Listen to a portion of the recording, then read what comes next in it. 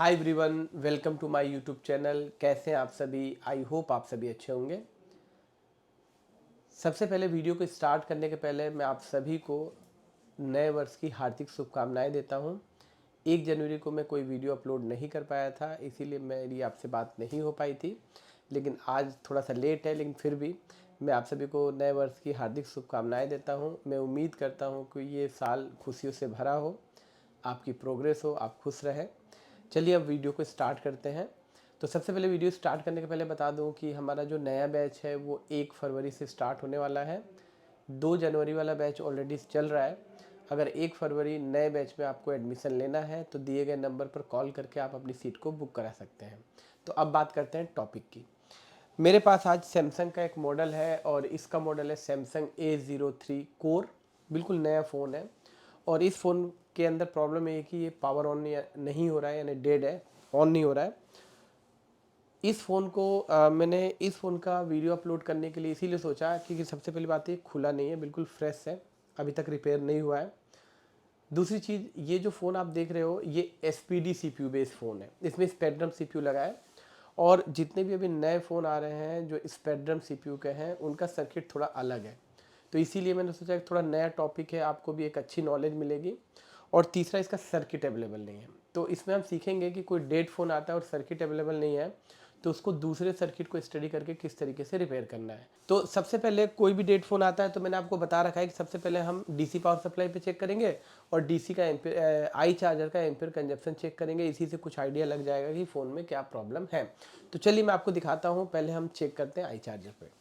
तो आप देख सकते हैं कि ये फ़ोन है। मैं बैटरी को यहाँ पे लगा लेता हूँ और देख सकते हैं ये आई चार्जर से मैं कनेक्ट कर रहा हूँ फ़ोन को और देखते हैं कि कितना एम्पियर कंजप्शन होता है फ़ोन के अंदर। तो देखिए मैंने ये चार्जर लगाया और चार्जर लगाते ही देखिए यहाँ पे 0.7 0.8 एम्पियर का कंजप्शन हो रहा है। ठीक है, इसको निकाल देते हैं। ठीक है, अब हम एक बार DC से कनेक्ट करके देखते हैं।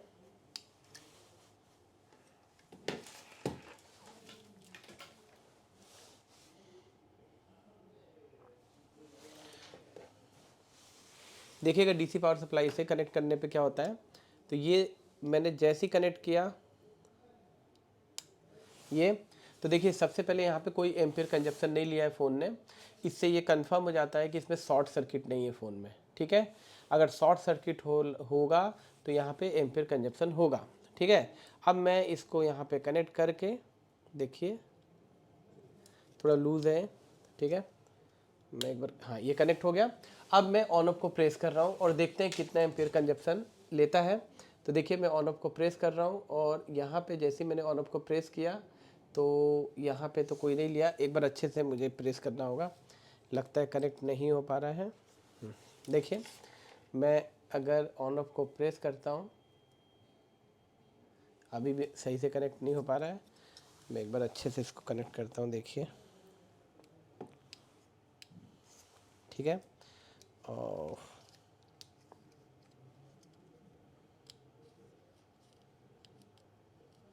ठीक है, हमें थोड़ा सा यहाँ पे प्रेस करने के बाद यहाँ पे थोड़ा प्रेस करना होगा ऑन ऑफ के लिए।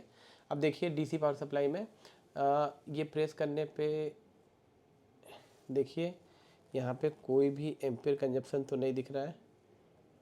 देखिए हल्का सा एम्पियर कंजप्शन लेता है। फिर से मैं प्रेस कर रहा हूँ, देखिए हल्का सा एम्पियर कंजप्शन फ्लिक करता है, उसके बाद से बैक हो जाता है, मतलब ये ट्रिगर नहीं ले रहा है। तो इस तरीके से आपने देखा कि इसको DC पे आई चार्जर पे लगाने पे 0.6 एम्पियर कंजप्शन ले रहा है। इसका मतलब बिल्कुल भी नहीं कि फ़ोन ऑन है। ठीक है, 0.6 एम्पियर कंजप्शन लेने के बहुत सारे मायने होते हैं और DC पे बिल्कुल भी ट्रिगर नहीं हो रहा है, थोड़ा सा ट्रिगर होकर बैक हो जा रहा है। इसका मतलब है कि इसके पावर सेक्शन में कहीं ना कहीं फॉल्ट है।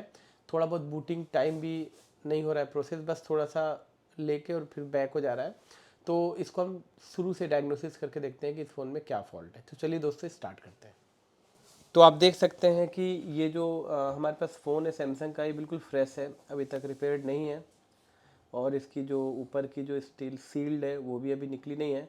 थोड़ा सा यहाँ पे देखने से लगता है कि थोड़ा सा ये यहाँ पे कुछ फिजिकली डैमेज सा लग रहा है। देखिए स्टील यहाँ पे दबी हुई है, तो इसका भी खास ख्याल रखना पड़ेगा आपको। तो मैं काम करता हूँ, कैमरे को निकाल लेता हूँ। ठीक है, ताकि, क्योंकि सील्ड अभी अपन को निकालना पड़ेगा रिपेयरिंग के लिए। बाकी पीछे देखिए, यहाँ पे भी मैं कैमरे को हटा लेता हूँ और यहाँ पे आप देख सकते हैं कि ये चार्जिंग के, यहाँ पे चार्जिंग आईसी है, यहाँ की भी सील्ड नहीं निकली है और सीपीयू यहाँ पे लगता है, यहाँ पे भी कोई भी रिपेयरिंग नहीं हुई है। तो सबसे पहले देखो, लो बूटिंग का फ़ोन है और ऑन ऑफ प्रॉपर ट्रिगर नहीं हो रहा है, 0.6 मिली एम्पियर का एम्पियर कंजप्शन है। तो सबसे पहले ये जो आप सील्ड देख रहे हैं ना, यहाँ पे पावर आईसी लगी है। तो सबसे पहले हम पावर आईसी की सील्ड निकालेंगे और देखेंगे कि इसकी कंडीशंस क्या है, वोल्टेज बन रही है कि नहीं। ठीक है, तो देखिए मैं सील्ड को ना कटर से कट कर रहा हूँ, क्योंकि मैं आपको एक चीज़ बता दूँ कि जितने भी सैमसंग के ब्लू बोर्ड आते हैं और ग्रीन बोर्ड आते हैं, ये बहुत वीक होते हैं। तो इसमें आप ज़्यादा असेंबली मत यूज़ करो तो ज़्यादा बेहतर है, क्योंकि कई बार आप देखना ऐसे फ़ोनों में अगर हम सीपीयू भी उतारते हैं तो बोर्ड के फूलने के चांसेस ज़्यादा होते हैं। इसीलिए मैं सोच रहा हूँ, क्योंकि इस फ़ोन में ना इसका जो सील्ड है वो बहुत वीक है, तो इसको हम ईज़िली कटर से धीरे धीरे रिमूव कर सकते हैं। इसीलिए मैं इस सील्ड को मैं कटर से निकालने की ही कोशिश कर रहा हूँ। और बिल्कुल आराम से आप एक फ्रेश कटर लें और कॉर्नर धीरे धीरे निकालते जाएं, बस आपको खींचना नहीं है, क्योंकि ज़्यादा ज़ोर से खींचने के चक्कर में ही सील्ड निकालने के चक्कर में ट्रैक्स डैमेज होते हैं। तो इसको मैं नॉर्मली मैं कटर से ही कट कर रहा हूँ। देखिए, तो मैं आपको दिखा नहीं पा रहा हूँ क्योंकि माइक्रोस्कोप में देख के कटर से काटना मुश्किल होता है, लेकिन मैं, तो आप देख सकते हैं कि मैंने ऑलमोस्ट पूरी सील्ड को निकाल लिया है, आप देख सकते हैं। ठीक है, अब बस यहाँ पे थोड़ा सा, यहाँ पे कॉर्नर पे बचा हुआ है, इसको निकालना है। ठीक है, तो ये कॉर्नर को, तो इस तरीके से आपने देखा कि हमने ये सील्ड निकाल ली है। ठीक, तो जैसे कि आप देख सकते हैं कि ये एसपीटी की पावर आईसी है, इसका नंबर है SC2721Z। और ये जो आईसी देख रहे हैं इसके पास 1 2 3 4 5 कॉइल्स है। तो सबसे पहले रिपेयरिंग स्टार्ट करने के पहले मैं आपको थोड़ी सी पावर आईसी की कॉन्फ़िगरेशन समझा दूं।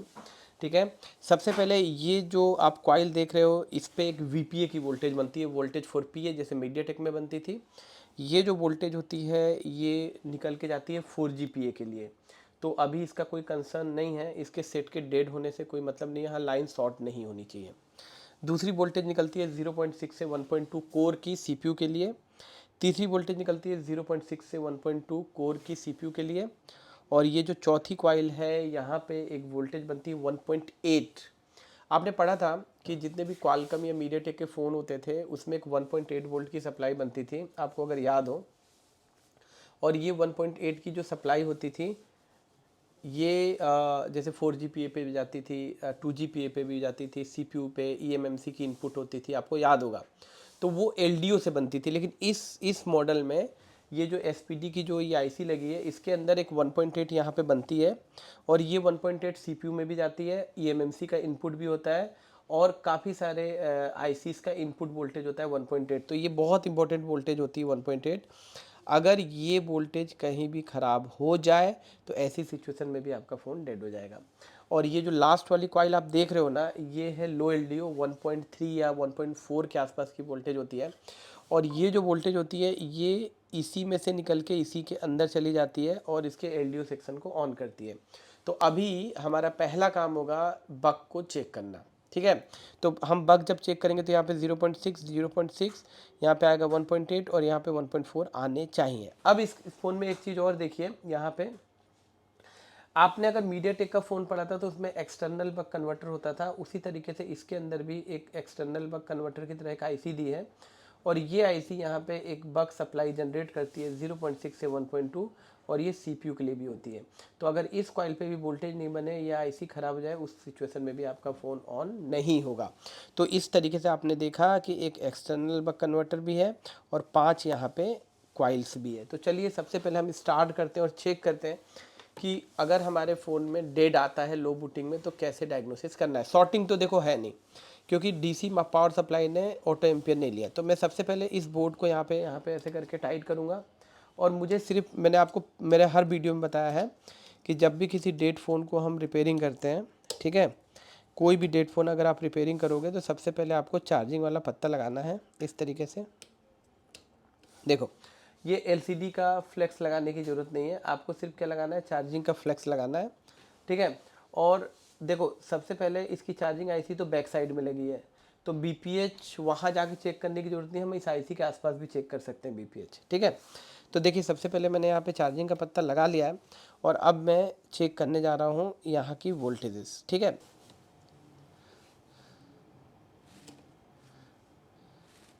हाँ अब बन गई देखिए, तो इससे ही कंफर्म हो जाता है कि हमारी सबसे पहली जो वोल्टेज है बीपीएच बन रही है, तो हमें चार्जिंग आईसी के पास अभी जाने की ज़रूरत नहीं है। और आप एक चीज़ ध्यान दीजिए, बीपीएच यहाँ पे फ्लक्चुएशन में है, बीपीएच बन तो रही है लेकिन देखिए अप डाउन हो रही है, तो आपको घबराने की ज़रूरत नहीं है।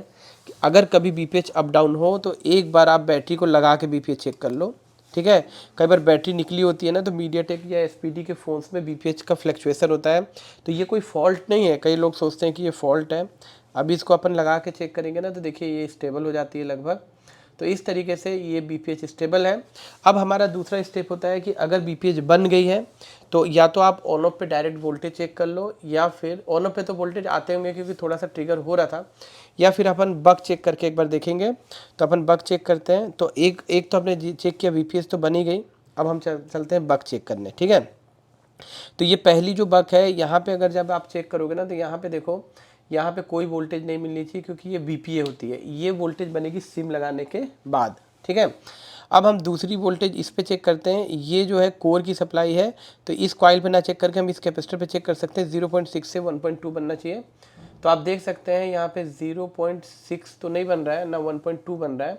हाँ कुछ वोल्टेज में फ्लक्चुएसन हो रहा है, सॉरी मैं थोड़ा सा ऊपर कर लेता हूँ ऐसे, यहाँ पे मैं यहाँ पे चेक कर रहा हूँ, सॉरी। देखिए यहाँ पे बनने चाहिए 0.6 से 1.2, लेकिन देखिए बक यहाँ पे जनरेट नहीं हो रही है, ठीक है। अब ये यहाँ पे दूसरी कॉइल पे वोल्टेज चेक करते हैं, तो दूसरी कॉइल पे यहाँ पे कर लो, या ये वाली, ये इस कैपेसिटर से होकर जा रही है, तो देखिए यहाँ पे भी 0.1 के आसपास वोल्टेज बन रहे हैं, यहाँ पे भी वोल्टेज ड्रॉप है, ठीक है। तीसरी कॉइल ये वाली है, यहाँ पे 1.8 बनना चाहिए, तो एक बार चेक करते हैं 1.8 बन रहा है कि नहीं। तो यहाँ पे भी देखिए 0.01 बन रहा है, यहाँ पे भी वोल्टेज ड्रॉप है 0.2। और जो लास्ट वाली कॉइल आप देख रहे हो ना, ये वाली यहाँ पे हमारी होनी चाहिए, ये है 1.4 लोअर एलडीओ। तो इस कॉइल पे अगर आप चेक देखिए, यहाँ पे भी वोल्टेज ड्रॉप है, मतलब इस फ़ोन में अगर देखा जाए तो पूरी बकें ड्रॉप है, इसमें कोई भी बक वोल्टेजेस नहीं बन रही है। इसके अंदर बस एक चीज़ बन रही है, क्या बन रही है, इसके अंदर बस बीपीएच यहाँ पे जनरेट हो रही है, देख सकते हैं आप, बाकी पूरी बक क्या है, ड्रॉप है। तो यहाँ पे फॉल्ट हमारा मिल गया है कि इसके अंदर चार्जिंग सेक्शन तो इनिशियलाइज हो रहा है, इसीलिए वहाँ पे 0.6 एम्पियर का कंजप्शन है, लेकिन जब मैं ऑन ऑफ को दबा रहा हूँ तो कोई ट्रिगर इसीलिए नहीं ले पा रहा है क्योंकि इस पर बक पूरी ड्रॉप है। तो अब यहाँ पे अपन को समझना होगा कि किसी भी फ़ोन में अगर बक वोल्टेजेस ड्रॉप होती है तो हमें क्या करना चाहिए। देखिए जब भी बक वोल्टेज ड्रॉप हो तो सबसे पहले हमें बक कॉइल की सॉर्टिंग चेक करना है। तो सबसे पहले हम यहाँ पे ये देखो चार्जर यहाँ पे निकाल लेंगे ये, और यहाँ पे जो हमारी बैटरी है इसको भी हम यहाँ पे निकाल लेंगे, बैटरी नहीं लगी होनी चाहिए। और ये जो बक कॉइल्स हैं यहाँ पे आप देख सकते हैं, इसकी सॉर्टिंग चेक करना है सबसे पहले। हो सकता है अगर आपके फ़ोन में अगर कोई कॉइल शॉर्ट कर जाए तो उस सिचुएशन में भी हमारे फ़ोन के अंदर जो है कि बक जनरेट नहीं होती है। तो सबसे पहले हम इसको करते हैं डायोड मोड पे, ठीक है, ये मैंने कर लिया डायोड मोड पे। और मल्टीमीटर की रेड वाली जो प्रोब है इसको अपन ग्राउंड लगाएंगे यहाँ पे, ठीक है। और देखिए मैंने ग्राउंड लगा लिया, रेड वाली याद रखिएगा, देखिए रेड प्रोब को ग्राउंड लगाना है। और ब्लैक वाली प्रोब से हमको चेक करना है, मैं इस स्टील में रख लेता हूँ। तो देखिए किसी भी कॉइल की जो रीडिंग है वो 0.00 नहीं आनी चाहिए, या लो रीडिंग ज़्यादा नहीं होनी चाहिए, इसका मतलब होगा शॉर्ट है। तो अपन चेक करना शुरू करते हैं। तो पहली कॉइल की रीडिंग देखो, यहाँ पे चेक कर लो या इस कैपेसिटर पे चेक कर लो, चार्ज चलेगा। 0.426 है, इसका अंदर ये लाइन शॉर्ट नहीं है, ये वैसे 4G पे जाती है। दूसरी कॉइल ये है, इसकी हम यहाँ पे रीडिंग ले लेते हैं, ये भी रीडिंग शॉर्ट नहीं है, आप देख सकते हैं 0.006 है, ठीक है। तीसरी जो कॉइल है ये वाली है, इसकी रीडिंग ले लेते हैं, और ये है, ये भी शॉर्ट नहीं है, आप देख सकते हैं। और चौथी कॉइल ये है, और इसकी रीडिंग भी यहाँ पे भी शॉर्ट सर्किट नहीं है। और पांचवी कॉइल यहाँ पे ये है, यहाँ पे भी शॉर्ट सर्किट नहीं है। तो कॉइल तो कोई भी लाइन, बक लाइन शॉर्ट नहीं है। और यहाँ पे अगर जाते हैं तो इस कॉइल को भी एक बार चेक कर लेते हैं, क्योंकि ये भी शॉर्ट नहीं है, देखो। तो यहाँ पे कुल मिला जुला के देखा जाए तो कोई भी बक लाइन यहाँ पे शॉर्ट नहीं है, ठीक है। अब मैं आपको कुछ समझाने की कोशिश करता हूँ कि अगर पूरी बग नहीं बने तो हमें क्या करना चाहिए। देखिए दोस्तों, अगर कोई फ़ोन इस टाइप का आपके पास आता है और उसकी बग जनरेट नहीं होती है, देखिए बग में बहुत सारी प्रॉब्लम्स आती है। कई बार बग कुछ बनती है, कुछ नहीं बनती है। कई बार ऐसा भी होता है कि बग में फ्लक्चुएशन होता है और कई बार ऐसा होता है बग बनती ही नहीं है। तो हमारा जो केस है वो बग नहीं बन रही है। तो बग ना बनने के क्या क्या रीज़न है मैं बताता हूँ। देखिए, अगर किसी फ़ोन में बग जनरेट नहीं हो रही है तो सबसे बड़ा रीज़न उसकी चार्जिंग आईसी भी हो सकती है। क्योंकि जब हम चार्जर लगाते हैं तो इनिशियल स्टेज पे चार्जिंग आईसी पावर आईसी को ट्रिगर करती है। तो कई बार चार्जिंग आईसी या पावर आईसी के बीच में जो कम्युनिकेशन होता है, जो ट्रिगर सीक्वेंस होता है, अगर उसमें कोई फॉल्ट आ जाए तो ऐसी सिचुएशन में भी हमारी बग जनरेट नहीं होती है, लेकिन उसमें हम ऑन ऑफ को प्रेस करके हम चेक कर सकते हैं। ठीक है। दूसरा, अगर कोई बग शॉर्ट कर जाए, क्योंकि आप सबको पता है कि बग जो लाइनें होती है जो पावर से निकल के सीपीयू में जाती है, अगर उसमें कोई शॉर्ट सर्किट हो जाता है तो पावर आईसी अपनी इनिशियली जितनी भी बग वोल्टेज है उसको ड्रॉप कर देती है और शट डाउन हो जाती है। तो ऐसी सिचुएशन में भी बग नहीं बनती है। तो अभी मैं आपके सामने मैंने चेक किया, कोई भी बग लाइन शॉर्ट नहीं है। अगर शॉर्ट होती तो हमें शॉर्टिंग को निकालना पड़ता। अगर अभी भी बग नहीं बनती है तो एक बार आप पावर आईसी को हीट मार के एक बार मूव करके देखें। कई बार पावर आईसी ड्राई हो जाने से भी बग जनरेट नहीं होता है। अगर ये फ़ोन क्वालकम का होता बाय द वे, तो क्वालकम के अंदर एक प्रोटोकॉल होता है एसपीएमआई डाटा, एसपीएमआई क्लॉक। ये दो लाइन आती है सीपीयू के अंदर से जो पावर आईसी की प्रोटोकॉल लाइंस होती है। तो कई बार फ़ोन ड्रॉप डाउन होता है, जैसे ये भी ड्रॉप डाउन हुआ है। तो ऐसी सिचुएशन में अगर वो लाइनें ब्रेक हो जाए या सीपीयू से इनका कम्युनिकेशन ब्रेक हो जाए तो ऐसी सिचुएशन में भी हमारी पावर आईसी के अंदर बग में फॉल्ट आता है। तो खैर अभी वो बात की बात है, क्योंकि ये एसपीडी प्रोसेसर है तो उसके अंदर एसपीएमआई प्रोटोकॉल नहीं है। इसके अंदर देखना पड़ेगा कि कौन सा प्रोटोकॉल है। तो इससे भी ये फॉल्ट आता है, पावर आईसी खराब हो जाए तब भी ये फॉल्ट आता है।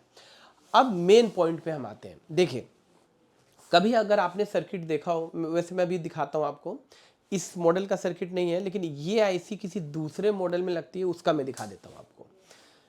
कई बार क्या होता है कि पहली बग बन के जाती है सीपीयू के अंदर तो उसका फीडबैक आता है, ठीक है। फिर दूसरी बग जाती है, फिर उसका फीडबैक आता है। तो अगर कभी कभी फ़ोन ड्रॉप डाउन जब होता है, जैसे फ़ोन गिरा, ड्रॉप हुआ और सीपीयू के अंदर इनिशियली बॉलें अटैच्ड हो गई, जैसे उसकी बक लाइन की बॉलें जो फीडबैक लाइन है कहीं अटैच हो गई या इनिशियली बॉलें अटैच हो जाती है, तो ऐसी सिचुएशन में भी बग नहीं बनती है।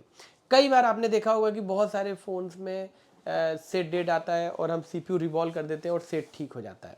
वो अलग बात है, उसमें हमें पता नहीं चलता कि फॉल्ट कहाँ था। हाँ, फ़ोन ठीक हो गया, हमने कस्टमर से पैसा ले लिया, लेकिन एक्चुअल सिचुएशन क्या थी, क्यों वो फ़ोन सीपीयू रिवॉल्व होने के बाद ठीक हो गया, ये हमें पता नहीं चल पाता। तो अभी मैं आपको बताता हूँ इस फ़ोन में। अभी मैं आपको सबसे पहले दिखाता हूँ, मैं इसको पहले ना पावर आईसी को थोड़ा सा हीटअप करके देखता हूँ। हो सकता है पावर आईसी को हिट करने से हमारी बग बन जाए, ठीक है, क्योंकि शॉर्ट सर्किट तो कहीं है नहीं। अभी रिसेंटली मेरे पास देखो पावर आईसी तो है नहीं, ठीक है। इसकी जो एसपीडी की पावर आईसी है 2721 मेरे पास पड़ी नहीं है कि मैं इसको तुरंत चेंज करके देखूं, लेकिन मुझे पावर आईसी का फॉल्ट ये लग नहीं रहा है। मुझे जहाँ तक लगता है कि हमें एक बार इसका सीपीयू उतारना पड़ेगा, क्योंकि मुझे लगता है कि थोड़ा ड्रॉप डाउन केस है और इसके अंदर बग पूरी ड्रॉप हो रही है। तो मेरा एक अंदाज़ा ये जा रहा है कि हो सकता है कि जो बग सीपीयू में जा रही हो उसका फीडबैक ना आ रहा हो, या कहीं फीडबैक इनिशियली कहीं ना कहीं प्रॉब्लम आ रही है, जिसके कारण हमारी पावर आईसी ने पूरे बग को ड्रॉप कर दिया। और वैसे भी जब हम ऑन ऑफ को प्रेस करते हैं तो आपने देखा होगा डायरेक्ट कुछ सेकंड के लिए 200 के आसपास एम्पियर लेके जीरो हो जा रहा है। ये एबनॉर्मल है, टू मच एबनॉर्मल है। अगर समथिंग, अगर थोड़ा बहुत भी अगर एम्पियर प्रॉपर स्टेबल होता तो हम कुछ और जगह जा सकते थे, लेकिन यहाँ पे बिल्कुल हल्का सा एम्पियर ले रहा है। तो मुझे जहाँ तक लगता है कि सीपीयू का फॉल्ट हो सकता है, लेकिन पहले मैं पावर आईसी को थोड़ा मूव करके देखता हूँ। तो एक बार मैं इसकी पावर आईसी को मूव करके देख लेता हूँ, लेकिन इसके पहले मैं थोड़ा सा ना आपको सर्किट का भी नॉलेज देने की कोशिश करता हूँ, ठीक है। क्योंकि अगर आप मेरा वीडियो देख रहे हैं तो आपको एक डीप नॉलेज मिलनी चाहिए। डेप्थ में किसी चीज़ को जानना ज़रूरी है। तो थोड़ा सा आपका टाइम लगेगा। आप इसको समझो कि अगर किसी का सर्किट, अगर आपको SC2721Z ये पावर आईसी का सर्किट ना हो तो क्या करना चाहिए। आपको जस्ट यहाँ पे जाना है पीसीबी कंपेटिबिलिटी पे, और यहाँ पे जाके लिखना है SC, पावर आईसी का नंबर है 2721, ठीक है, और एक बार सर्च करना है। तो देखो इस मॉडल का तो सर्किट अपने पास नहीं है, लेकिन ये आईसी और कहाँ कहाँ लगी है देखिए आप, बहुत सारे फ़ोनों में लगी है। तो मैं एक इन्फिनिक्स का फ़ोन ले लेता हूँ, इन्फिनिक्स का X6511 का, इसमें भी ये आईसी लगी है और यहीं से हमको पूरा डाटा मिलने वाला है, ठीक है। तो अब मैं जा रहा हूँ, देखिए इन्फिनिक्स के मोबाइल फ़ोन में, ये मैं स्कीमेटिक में गया, इन्फिनिक्स में गया और X6511 यहाँ पे गया और स्कीमेटिक को मैंने ओपन किया, देखिए, और लेआउट को भी ओपन किया, ये खुल गया। यहाँ पे जो ये पावर आईसी है, ये वही वाली पावर आईसी है जो अभी हम रिपेयरिंग कर रहे हैं। तो इसको मैं डबल क्लिक करके कॉपी कर रहा हूँ, देखिए, और स्कीमेटिक में जाके इसको मैं पेस्ट कर रहा हूँ यहाँ पे, देखिए, और यहाँ पे देख सकते हैं आप, ये आईसी का नंबर है U200, इसका ए डिपार्टमेंट है पावर का, और नीचे चलते हैं या ऊपर, इसका बी डिपार्टमेंट, ये देखिए आ गया, देखो यहाँ लिखा है ना PMU पावर।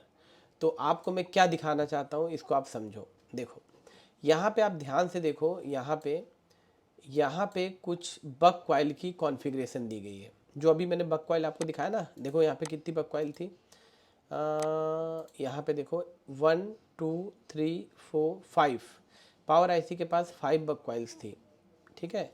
तो यहाँ पे आप ध्यान से देखो, इन पांचों बक कॉइल का कॉन्फ़िगरेशन है यहाँ पे, आप यहाँ से पता कर सकते हो कि कौन सी बक कॉइल पे कितनी वोल्टेज बननी चाहिए। तो यहाँ पे देखो लिखा है, पहली बक कॉइल जो है, ये आउटपुट जो वोल्टेज है, कितना एम्पियर करंट जनरेट कर रहा है, देखो यहाँ पे 4000 मिली एम्पियर यानी 4 एम्पियर का करंट जनरेट कर रहा है।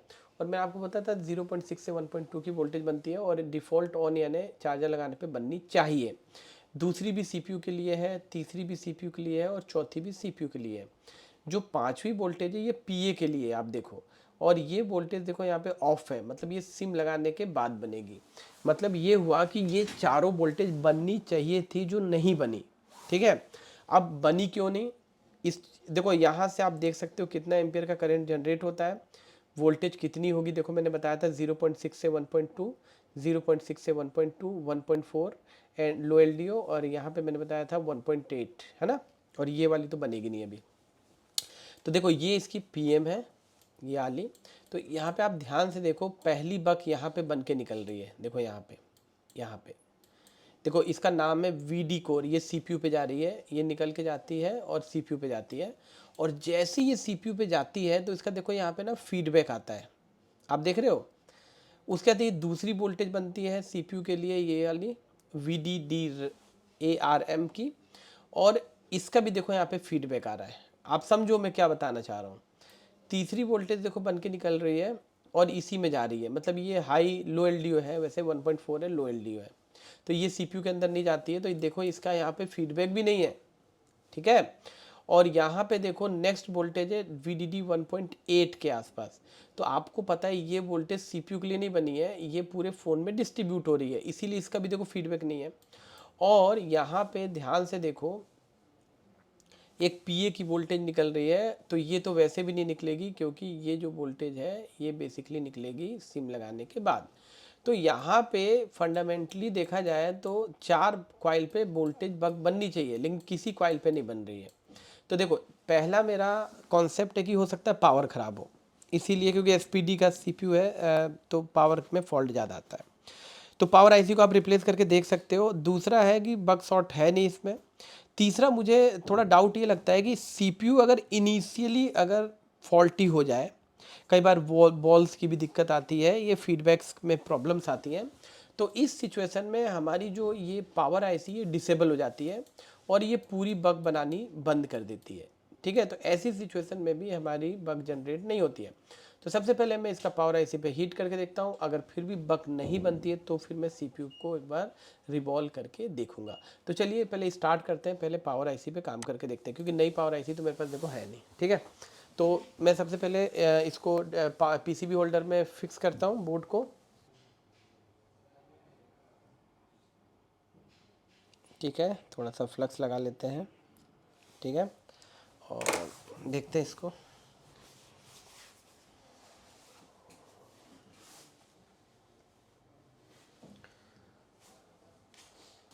कई बार इससे भी बग जनरेट हो जाती है, कई बार ऐसी प्रॉब्लम देखी गई है।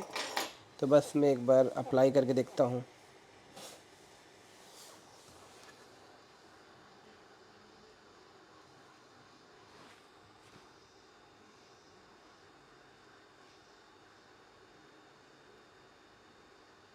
एक बार थोड़ा मूव कर देना चाहिए।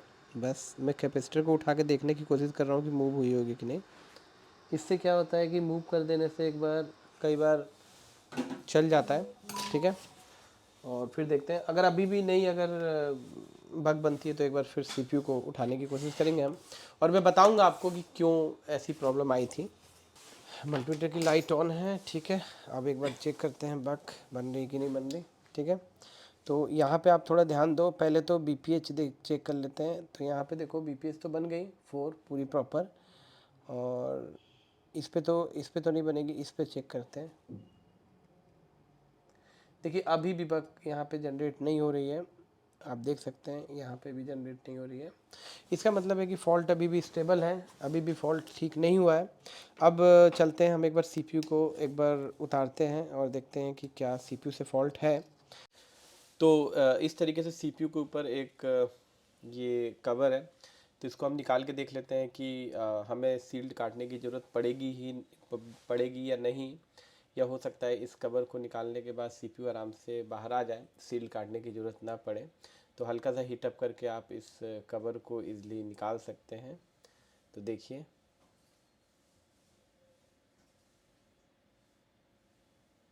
जहाँ तक इस फ़ोन में हमने देखा है कि सील्ड काटने की ज़रूरत नहीं पड़ती है। ये ऊपर का जो है निकालने से ही सीपीयू को आप इजीली बाहर निकाल सकते हैं।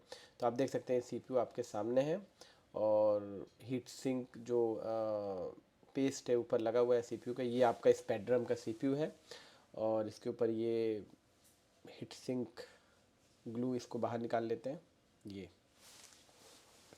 तो चलिए अब सीपीयू को हम निकालते हैं बाहर। तो अब हम सीपीयू को एक बार निकाल लेते हैं। तो सबसे पहले मैं जो इसकी बगल में मेमोरी है उसको कवर कर लेता हूँ, और फ्लक्स लगा के हम सीपीयू को निकालते हैं। वैसे इस फ़ोन का जो सीपीयू है वो पेस्टेड नहीं है, तो सीपीयू को ईज़िली निकाला जा सकता है, ठीक है। और मैं आपको एक चीज़ और बता दूं कि जितने भी सैमसंग के अभी बोर्ड आ रहे हैं, जो जैसे एसपीडी के या एमटीके के जो बोर्ड आ रहे हैं आजकल, ये बहुत मतलब ये बोर्ड की क्वालिटी बहुत अच्छी नहीं है। तो थोड़ी सी आप केयरफुली निकालें। तो इस तरीके से आपने देखा कि मैंने सीपीयू को निकाल लिया है, और जो ऊपर लेफ़्ट साइड में जो कॉर्नर है वहाँ पे मुझे कुछ बॉल्स डैमेज सी लग रही हैं। अभी क्लीन करके ही पता चलेगा।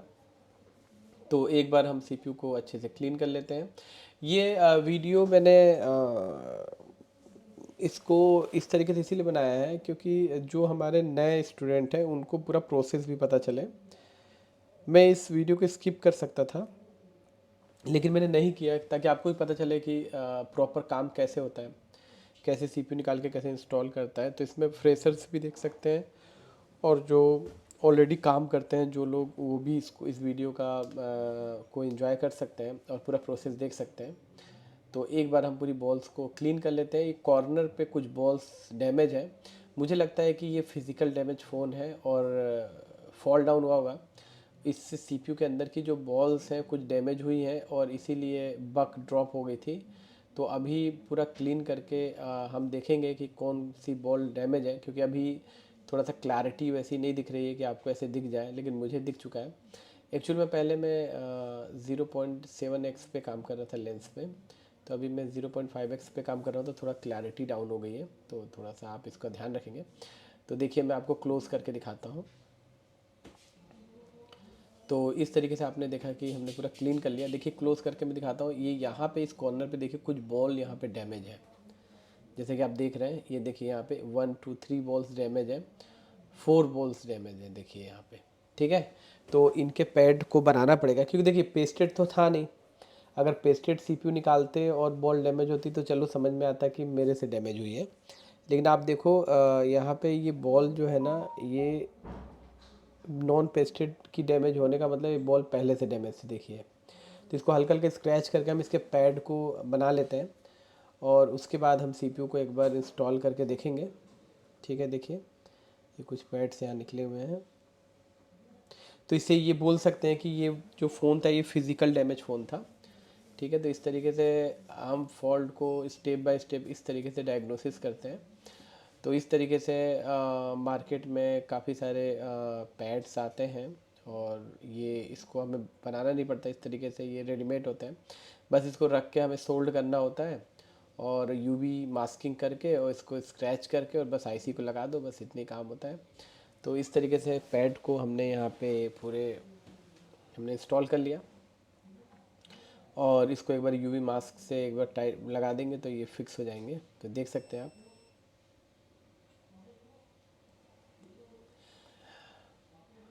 आप वीडियो को देखने के बाद अपना व्यू और कमेंट जरूर दीजिएगा, क्योंकि इस टाइप के वीडियोस बनाने में काफ़ी टाइम लगता है, क्योंकि इसको डायग्नोसिस करना, फिर इसको फिर बनाना, फिर उसके बाद से सेट को फिर ऑन करना, ऑन हुआ नहीं हुआ, क्या क्या उसमें कॉम्प्लिकेशंस आते हैं, तो काफ़ी टाइम लगता है और इसको एडिटिंग करने में काफ़ी टाइम लगता है। तो आप लोग अपना व्यू ज़रूर दीजिएगा, क्योंकि काफ़ी मेहनत करनी पड़ती है इस टाइप के वीडियोस अपलोड करने में, ताकि आपको भी प्रॉपर नॉलेज मिल सके। क्योंकि मैंने इसके एक एक स्टेप को आपको डिस्प्ले करने की कोशिश की है। ठीक है, और जैसे कभी कभी मैं वीडियोस बनाता हूँ तो कभी कभी ऐसा भी हो जाता है कि वीडियो कंप्लीट होने के बाद सेट ऑन नहीं होता है, उसके अंदर कोई दूसरी प्रॉब्लम्स आ जाती हैं, तो फिर वो वीडियो फिर नहीं मैं अपलोड कर पाता हूँ। क्योंकि वीडियो वही अपलोड होता है जो जिससे आपको कुछ बेनिफिट मिल सके, आपको नॉलेज मिले कि हमने उसमें क्या किया। तो ये सब चीज़ें होती हैं। तो देखिए मैंने यूवी लगा के अब यहाँ पे पैड्स को मैं पूरा टाइट कर रहा हूँ पहले, और उसके बाद हम उसको सोल्ड कर देंगे। और देखिए ये पूरा टाइट हो गया पैड, और इसके बाद अब हम इसको एक बार सोल्ड कर देते हैं फटाफट कटिंग करके। देखिए ऊपर भी हमने पैड लगा लिया पूरा।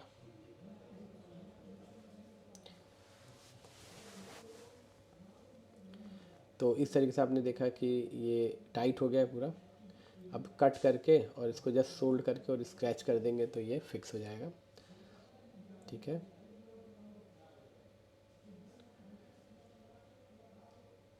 हाँ तो मैं ये बोल रहा था कि आजकल के जो ग्रीन बोर्ड आ रहे हैं ना, इस पर आप जब असेंबली यूज़ करोगे तो ज़्यादातर 2008 की यूज़ करना, जो स्पायरल नोजल वाली होती है। अगर आप नॉर्मल 857 या नॉर्मल असेंबली यूज़ करते हो तो कई बार बोर्ड के फूलने के चांसेस बढ़ जाते हैं थोड़े। ये बोर्ड बहुत कमज़ोर टाइप के होते हैं, तो इसीलिए मैं आपको बताना चाह रहा था। तो इस तरीके से आपने देखा कि ये हमने पैड को फिक्स कर दिया है ऑलमोस्ट। ठीक है,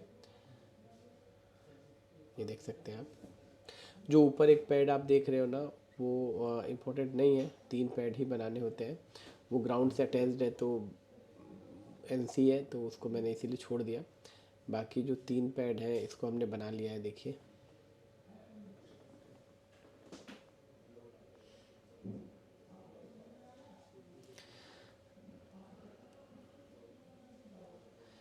इसके अलावा अभी ये देखिए इसको इसको स्क्रैच कर लिया हमने और बस रेडी है। अब स्क्रैच करने के बाद अब हम सीपीयू को इंस्टॉल करेंगे फटाफट। इसके अलावा मैं आपको और एक चीज़ और बता दूं कि हमारा जो नया बैच है वो 1 फरवरी से स्टार्ट है। तो अगर आपको अगर डीप लेवल पे स्कीमेटिक की नॉलेज लेनी है और 5G फ़ोन्स की ट्रेनिंग लेनी है तो आप दिए गए नंबर पर कॉल करके सीट बुक करा सकते हैं। इसके अलावा हमारे ऑनलाइन कोर्सेज़ भी हैं। आप प्ले स्टोर में जाके सेलफोन सॉल्यूशन की एप्लीकेशन डाउनलोड कर सकते हैं और वहाँ से आप ऑनलाइन भी सीख सकते हैं मोबाइल फ़ोन रिपेयरिंग। जो लोग नहीं आ सकते उनके लिए ये है। तो इस तरीके से आपने देखा कि हमने ऑलमोस्ट ये यहाँ पे कुछ ग्राउंड निकला हुआ था, इसको भी हमने कवर कर दिया। कई बार जैसे 2 बॉल के बीच में ग्राउंड निकला होता है तो सीपीयू लगाने के बाद शॉर्ट सर्किट होने के चांसेस होते हैं, तो उसको भी हमने यहाँ पे कवर कर दिया कि कोई कमी ना रह जाए। तो इस तरीके से ये देख सकते हैं, और हल्का हल्का इसको स्क्रैच कर देते हैं ताकि सीपीयू प्रॉपर इंस्टॉल हो जाए। अब हमने यहाँ पे बोर्ड को लगा लिया है और अब हम सीपीयू को रिवॉल्व कर लेते हैं। पैड जो डैमेज थे उसको तो हमने रिपेयर कर लिया, अब सीपीयू को रिवॉल्व कर लेते हैं। एसपीडी का मेरे पास स्टेंसिल तो है नहीं, तो मैं यूनिवर्सल से ही रिवॉल्व करूँगा। तो फटाफट सीपीयू को हम क्लीन करते हैं। जब भी आप सीपीयू को क्लीन करें तो इसका जो आयरन का टेम्परेचर होता है 330 से ज़्यादा ना रखें। अगर 330 से ज़्यादा रखने पे कई बार ना ये जो सीपीयू के नीचे का जो ग्रीन कलर का जो मास्क होता है वो उतर जाता है और फिर बहुत दिक्कत होती है। ठीक है, तो एक बार सीपीयू को हम अच्छे से क्लीन कर लेते हैं। देखिए ये इस टाइप से, और सीपीयू को क्लीन करने के बाद एक बार हम देखिए, दो प्रिंट भी डैमेज है, देख सकते हैं आप सीपीयू के, लेकिन वो मैंने चेक किया है, वो प्रिंट बनाने की ज़रूरत नहीं है। ठीक है, इधर ये फिज़िकल डैमेज फ़ोन है तो इस तरीके से डैमेजेस हैं इसमें। ठीक है, उसको बनाने की ज़रूरत नहीं है, वो मैं चेक कर चुका हूँ मैं। अब इसको हम सीपीयू को रिवॉल्व करके देख सकते हैं। ठीक है,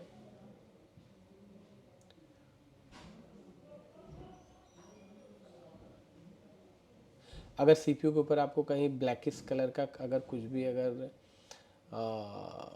दिखता है तो आप एक जो आयरन ब्रश आता है उससे क्लीन कर सकते हैं, लेकिन ये ऐसे ही रिवॉल्व हो जाएगा। तो एक बार हम सीपीयू को प्रॉपर तरीके से रिवॉल्व कर लेते हैं। देखिए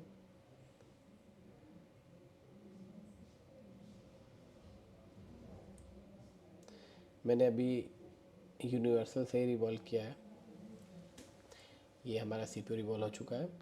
और जब भी आप यूनिवर्सल से सीपीयू को रिवॉल्व करें तो बॉल के छोटा बड़ा होने के चांसेस बहुत ज़्यादा होते हैं। तो अगर आपको थोड़ा भी डाउट लगे तो आप इसमें ब्लेड से उसको एक बार बॉल्स को कटिंग करके और फिर दोबारा पीपीडी यूज़ करके बॉल्स को सही तरीके से बना सकते हैं। लेकिन मुझे लगता है कि ये हमारा जो मैंने बनाई है बॉल, ये एक बार में ही क्लियर हो चुकी है। ठीक है, अब आईसी को लगा के आईसी को इंस्टॉल कर लेते हैं एक बार फटाफट, और फिर देखते हैं कि हमारा फ़ोन ऑन होता है या नहीं, यानी बग बनती है कि नहीं।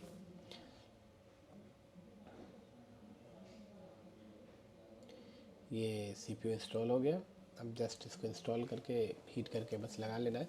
आप जब भी सीपीयू को इंस्टॉल करें तो एक बार मूव करना बहुत ज़रूरी है।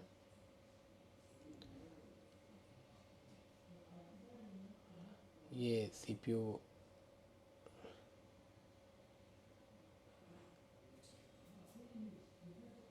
ये मूव कर चुका है, मतलब सीपीयू इंस्टॉल हो गया है। थोड़ा सा मैं मूव कर लेता हूँ एक बार, ये देखिए, ये हल्का सा मूव करा लेते हैं ताकि प्रॉपर इंस्टॉल हो जाए। तो इस तरीके से आपने देखा कि हमने सीपीयू को निकाला और कुछ पैड डैमेज थे उसको रिपेयर किया और सीपीयू को अब इंस्टॉल कर लिया है। अब चलिए सीपीयू को इंस्टॉल करके देखते हैं। इस तरीके से आपने देखा कि हमने सीपीयू रिवॉल्व कर लिया है। चलिए मैं आपको बग चेक करके दिखाता हूँ कि अब बग वोल्टेजेस बनी कि नहीं। अगर बग बन गई तो हमारा फ़ोन ऑन हो गया, और अगर बग नहीं बनी तो हमें फर्दर दूसरी इन्वेस्टिगेशन करनी पड़ेगी। तो चलिए देखते हैं। तो बग को चेक करने के लिए आप सबको पता है कि सबसे पहले हम चार्जिंग केबल को कनेक्ट करते हैं। तो मैं इसको एक बार पैनल में ही फिट कर लेता हूँ ताकि मैं आपको प्रॉपर चेक करा पाऊँ। तो देखिए मैंने यहाँ पे ये पैनल में चार्जिंग के पत्ते को मैंने फिट कर दिया, और यहाँ पे हम बैटरी को भी इंस्टॉल कर लेते हैं।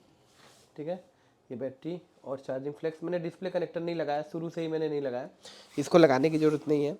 और मैं एक बार चार्जर को भी यहाँ पे कनेक्ट कर रहा हूँ, देखिए यहाँ पे। और यहाँ पे अब हम चेक करते हैं एक बार।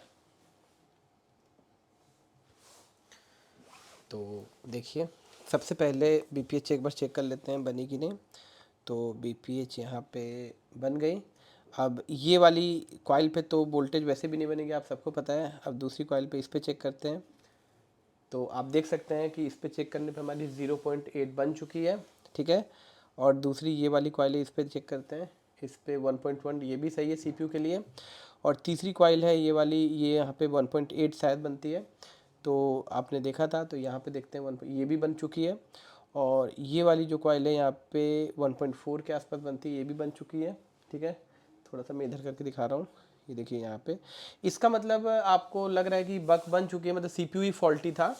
तो अब हम सेट को एक बार ऑन करके मैं दिखाता हूँ कि ऐसी सिचुएशन में बग बनने के बाद मुझे उम्मीद है पूरा कि सेट ऑन हो चुका होगा। तो चलिए मैं एक बार दिखाता हूँ आपको।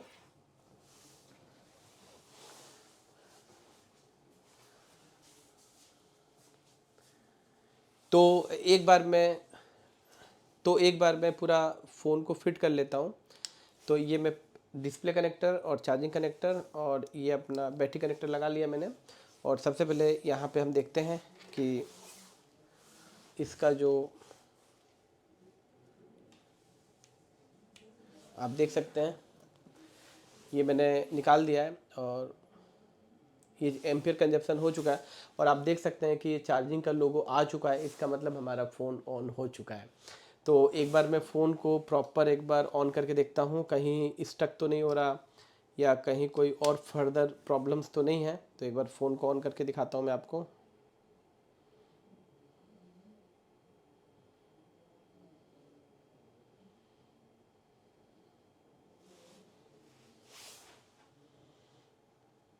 देखिए ये फ़ोन ऑन हो चुका है। तो इस तरीके से आपने देखा कि कभी भी कोई भी डेड फ़ोन आता है तो उसको किस तरीके से स्टेप बाय स्टेप इन्वेस्टिगेशन इसको करते हैं। और कोई भी जब डेड फ़ोन आता है तो अभी तो ये सिंपल सा फॉल्ट था, इसके अंदर बग ड्रॉप थी। तो हो सकता था कई सारे फ़ोन ऐसे भी आते हैं कि जिसके अंदर बग बन जाती है और उसमें फ्लैक्चुएशन होता है, तो क्या करें। या बग बन गई और उसके बाद भी फ़ोन ऑन नहीं हो रहा है और फ्लैक्चुएशन भी नहीं है, तो क्या करें। तो इसके लिए आपको कंप्लीट बूट सीक्वेंस का नॉलेज होना बहुत ज़रूरी है। तो चलिए दोस्तों, फिर से मिलते हैं हम नेक्स्ट वीडियो में। तब तक के लिए आपका बहुत बहुत धन्यवाद।